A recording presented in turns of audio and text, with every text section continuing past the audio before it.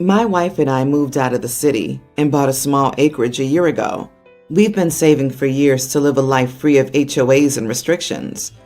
The first week after we moved in, we had a lot of people stop by. One of them was Amanda, who almost immediately appeared distressed. She asked why we had peanuts on our patio. We explained that we put them out for the birds and squirrels.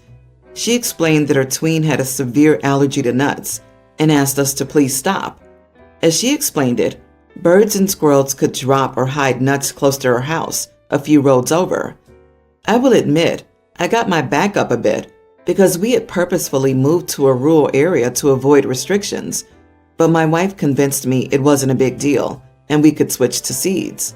We did just so, and while the birds don't visit as much, I figured it was an okay compromise for the sake of a little boy. So we only see Amanda in passing ever since, but are always cordial with each other. The big issue came 2 weeks ago. I recently started selling things at the local market: eggs, peacock feathers, fruit from our fruit trees, my wife's crafts, and walnuts from the trees on our land, so we've been providing a pretty solid addition to our income. 2 weeks ago, Amanda came pounding on our door. My wife, who's very non-confrontational, answered, and Amanda demanded to see our walnut trees, as she had heard from a neighbor that they were on our land.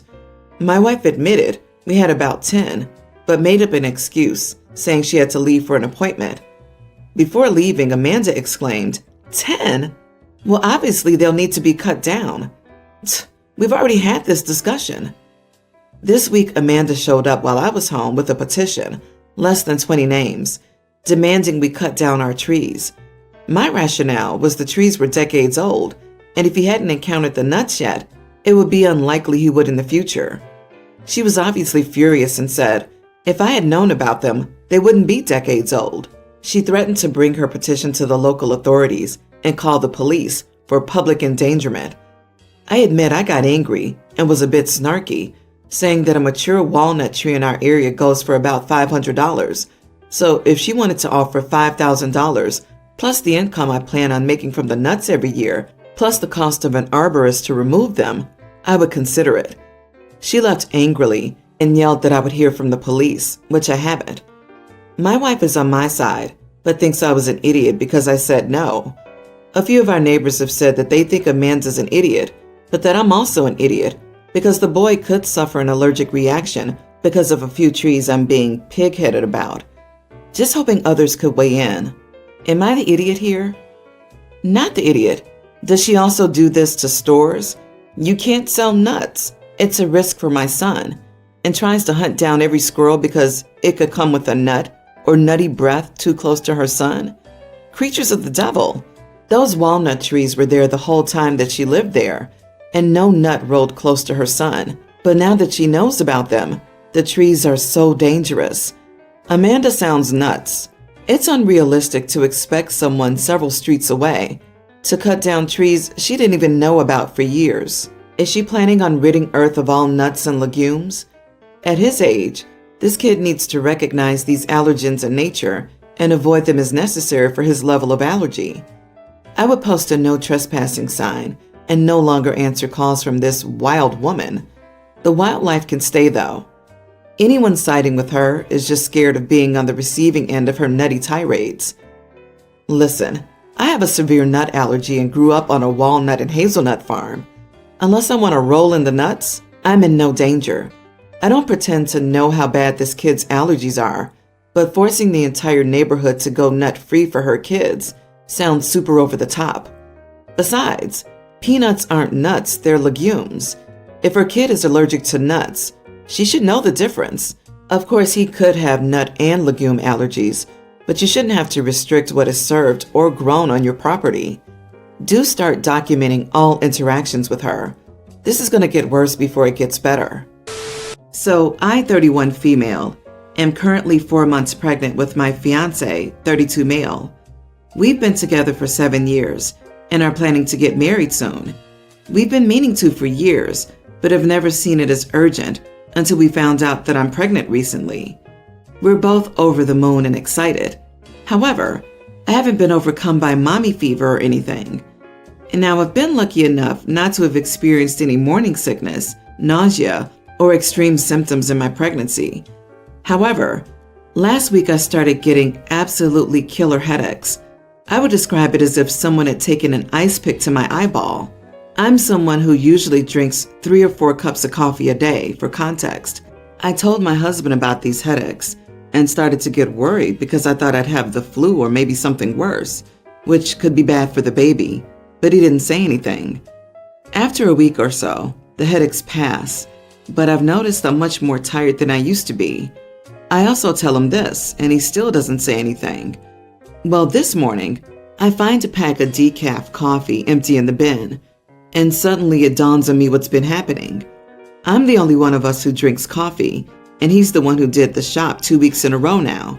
I confront him, and he admits that when he's offered to do the weekly shop recently, he's just been reusing my usual coffee tin and buying the decaf version of the same product because caffeine is bad for pregnancy. He knows I don't have the will to do it on my own. But look, I've quit now and can spend the rest of the pregnancy without it. He said he didn't want to make me feel bad about my vice by confronting me, and that it would be easier to quit if I wasn't doing it intentionally. So he did all 3 of us a massive favor. He points out that I tried to quit caffeine before as a detox a few years ago and only made it 2 days. After that, I lost it and said he was a horrible person. Basically, I started packing my belongings and said that the way he acted was evidence that he not only completely lacked respect for me, but also caused me immense stress, knew it, and still didn't own up to it until I had to confront him. He's refusing to apologize, so I'm staying at a friend's until he does. However, he doesn't think he did anything wrong. He and his friends think I'm being the idiot because he was just doing what's best for his baby's health, that I'm completely overreacting, and my reaction is just pregnancy hormones. I'm really upset and feel like I'm making a massive mistake. Am I the idiot? Not the idiot. This is not about coffee. It's about control. He crossed a boundary by determining what you put in your body without your consent. What other aspects of your diet will he feel entitled to tamper with because he's decided he knows best? Can you trust him to enforce your medical directives during labor if something goes wrong? Or will he override you there too? Stay gone until he acknowledges this is a big deal. And if he refuses, start figuring out how you'll co-parent with someone who thinks you don't need to be consulted on decisions that impact you more than him. Would you feel the same if it was cigarettes, alcohol, or drugs? Because caffeine is harmful to their baby. 3 to 4 coffees a day is way too much. It's too much for anyone, really, even if you're not pregnant. Studies show that more than 2 cups of coffee per day can negatively affect your baby. My doctor told my wife to stick to 1 at the most, but he would prefer she quit entirely. I'm sorry, you're not going to get me to agree to a slippery slope on bodily autonomy. If it's dangerous enough to require medical intervention, then you talk to the doctor about how to make that happen. Otherwise, you treat your grown adult partner like an adult, not an incubator. Yeah, not admitting the truth is as good as lying. I'm familiar with caffeine headaches, and forcing you to go cold turkey was probably worse. Quitting any addictive substance involves tapering off of it. He lied, disregarded your health and the baby's health, and made choices for your body without communicating with you first. Trust would be out the window for me at this point, and it would take a lot more than an apology to make me return. I have a tween-years-old daughter with my ex. When she was younger, we had 50-50 custody, but when she started school, we couldn't do that anymore. We live in 2 different cities, so we changed it. We let her choose who she wanted to live with, and she chose me. We decided that she could stay with me most of the time and stay with my ex in the summer and 1 weekend a month. A year ago, she told us that she doesn't want to spend summers with her mom and asked to spend summers with me. It saddened her mom, but she agreed only to have her 1 weekend a month. The issue here is that recently she told me she doesn't want to spend that weekend with her either. The reason is that our families are very different. My family is very well off, and she's the only kid in our family, so she's the center of attention. My siblings love to buy her gifts and spend time with her, and she has a very comfortable life. Her mom's family, however, is full of kids. She has 2 half-siblings and about 15 to 20 cousins, and everyone's too busy with their own kids. Her mom can't take her on summer vacations, and if she does, they usually do activities for toddlers because of her half-siblings, which is why she didn't want to go there in the summer. Also, she complains about her mom always being busy and the food being bad. I told her that I understood, but she's her mom, so she has to make some effort. She can't stop seeing her mom just like this. This weekend she was supposed to be at her mom's, and I had to force her to go there because she locked herself in the bathroom. I don't think I'm an idiot, but my entire family thinks I'm horrible. Not the idiot. It sounds like your daughter's being a spoiled brat, and the only reason she doesn't want to go is that she's not the center of attention. She only wants to be with you for attention and gifts. Your entire family's wrong. You're doing right by your daughter by having her spend time with her mom. One weekend a month isn't much time at all. I strongly disagree with everyone calling her spoiled. Her mom started a new family and has 2 younger kids. When she goes there, all the activities are catered for her siblings rather than her, and I'm sure they get most of her mom's attention too. Additionally, most of her life is pretty quiet and peaceful, given that she's the only child. Going from that to a summer full of screaming kids is a shock to the system and can be overwhelming. So I don't blame her for not wanting to go. I think you need to have a conversation with your ex. Your daughter probably feels neglected when she goes there, like she's not as important as her mom's new kids. Her mom should find a way to have a special mother-daughter time when her daughter visits. I feel like I was right, but my mom chewed me out over it, and so did my aunt and uncle. My brother got mad at me too after I said it. My brother's divorced. His wife was paralyzed from the waist down because of a car accident, and their marriage didn't survive the aftermath. My brother filed for divorce a month after the accident. I know nothing about my former sister-in-law since the divorce. I know it was a hard situation for everyone involved, and I couldn't imagine. I called him an idiot because he discovered she won the lottery last year. I don't know how much, but he tried to take her to court to ask for spousal support, even though the divorce was 8 years ago. He lost, and he's still salty about the loss. I laughed at him for thinking he should get money from his ex-wife, who he hadn't seen or talked to in 8 years, but he still thinks he should get a piece of the money. And I called him an idiot because he thinks that. He ripped into me, and my mom said calling him names was inappropriate. I only called it as I saw it. So does that make me the idiot in this situation? On the other hand, maybe I was too harsh and should have said something. Not the idiot. Through sickness and in health, right? I can't fathom filing for divorce 4 weeks after a spouse suddenly became paralyzed. This guy is beyond horrible. He left when she had bad luck and thought he deserved some of her good luck. Sounds pretty idiotic to me. Your brother's a pig who wanted to rob his ex-wife's bank. No man files for divorce in 30 days from a life-altering accident or medical condition change with someone he loves. He saw that his life would be impacted and dropped her when she was at her lowest point in her life. He deserves nothing from her and deserves to be called far worse. Moron. Failed gold digger.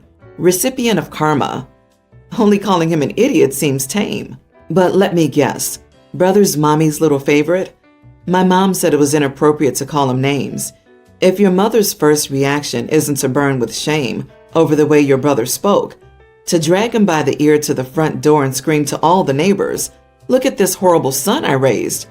Anyone who wants him can have him," and lock him out, then she's also an idiot. Your mom, aunt, and uncle are frankly enablers. My stepdaughter is a tween. I, 30 female, have diabetes and other food allergies that prevent me from eating a wide variety of foods purchased for consumption in this household. The foods, snacks, and drinks that I can usually eat tend to be more expensive, and I have to spend way too much time shopping for bargains to eat. My stepdaughter is fully aware that these are the only things I can eat, and we had no problems up until roughly 6 months ago. I've been in her life for 8 years, so yes, this is a new behavior. So my favorite food and drink are burritos and Diet Sprite. I can't have either of them due to my allergies, and it took me forever to find a brand that I could have. But I don't get them often because both of these products are way too expensive. $19 for an 8-pack burrito and $12 for a 6-pack of the Sprite knockoff. Maybe once every 3 months or so. I caught my stepdaughter eating and drinking both multiple times and had to sit her down and tell her that I didn't want her eating those, as they were expensive and for me specifically, and offered to buy her a regular brand of the same items. She said yes, so I went out and bought them for her, to find that she was still eating mine and not touching hers. I asked her why several times, and she shrugged her shoulders and walked off, or said, "I don't see why it's a big deal, it's just food," and rolled her eyes. So I told my husband to do something about it, because he knows my dietary restrictions very well, and knows how important that is, and how much I love these specific items and can't have them often. So he spoke to her. Everything after that seemed fine. However, I just bought the burritos and knockoff organic Sprite again yesterday. I went to get some around 10 p.m. when my stepdaughter was supposed to be in bed. Unfortunately, the entire liter was gone. I couldn't find it anywhere. So I go into my stepdaughter's room, and she's sitting with not only the Sprite in her lap, but 2 burritos as well. That's when I noticed everything else. My green tea sitting on the floor was gone. The meal containers that I had packed for work under her bed and on her dresser. I thought I was going mental because I couldn't find them anywhere, and it turns out she's been eating them. I've gone many days at work without food because of this. So I told her, I've never been so absolutely disappointed and repulsed that someone could lack that much respect and empathy for another individual, and walked out. I woke my husband. He went down and saw everything, but came up and started screaming at me because apparently I made his kid cry, and now he's worried about her developing anxiety about eating. Am I the idiot? Not the idiot at all. How dare your husband yells at you when you're being left with no food? You bought her snacks and she's still eating yours. Time to get a refrigerator with a padlock on it for the garage. She seems to have targeted your food for whatever reason and will not stop with just talk. While your husband may be worried about her developing anxiety, I think you guys both missed the boat. Something happened. What you're describing is not normal behavior. This is family therapy time. Something is up with the kid hoarding food, especially just your food. No need to put up with it, but it sounds like you'll need a therapist to work with her. This, grabbing the wrong soda repeatedly, is willful obstinance. Taking on the food that the OP can eat, leaving her with very little else, is disturbing. Now, it's not going to kill OP to go without a diet soda or a frozen burrito, but that's not the point. She literally cannot have everyday foods to maintain her health, and she's going through the trouble of making herself meals to sustain her blood sugar levels, but her stepdaughter's stealing that food? Something is going on with this child. I hope these issues can be resolved.